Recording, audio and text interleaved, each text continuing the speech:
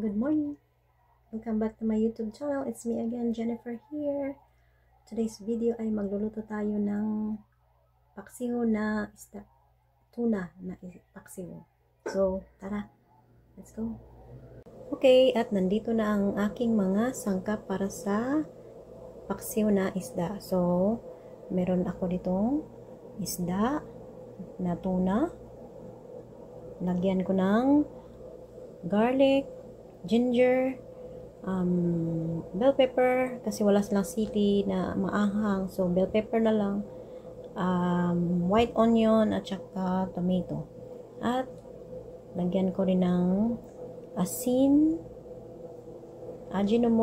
konting ajinomoto, suka at konting oil. So naihanda ko na ang aking kaldero. So lagay ko muna ang mga sangkap. Una ang ahos or garlic. Sunod ko ang white onion. Pagkatapos ng white onion, ilagay ko ang tomato. Sunod ang ginger.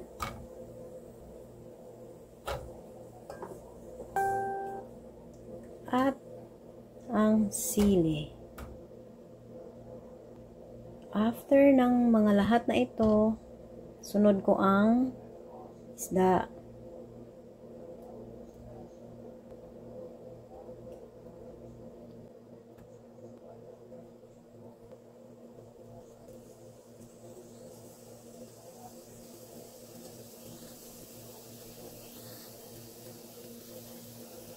Pagkatapos ng isda, lagyan ko ng asin na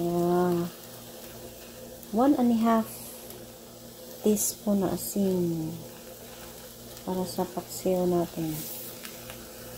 Pagkatapos ng asin ay lagyan ko ng konting mga half tablespoon na ajinomoto. Okay. At suka.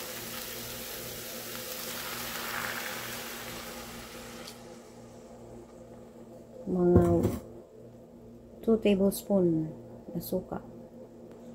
At lagyan ko rin kaunti na tubig. Mga 1/2 cup.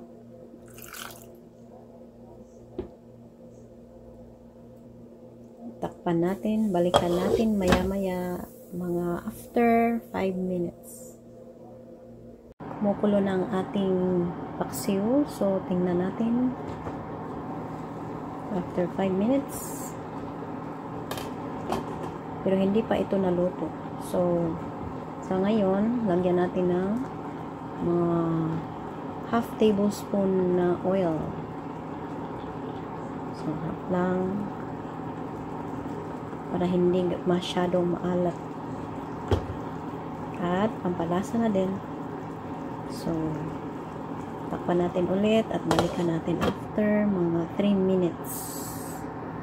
At pagkatapos ng 3 minutes ay balikan na natin, tingnan natin ang ating paksiw. Paksiw na tuna. Yan.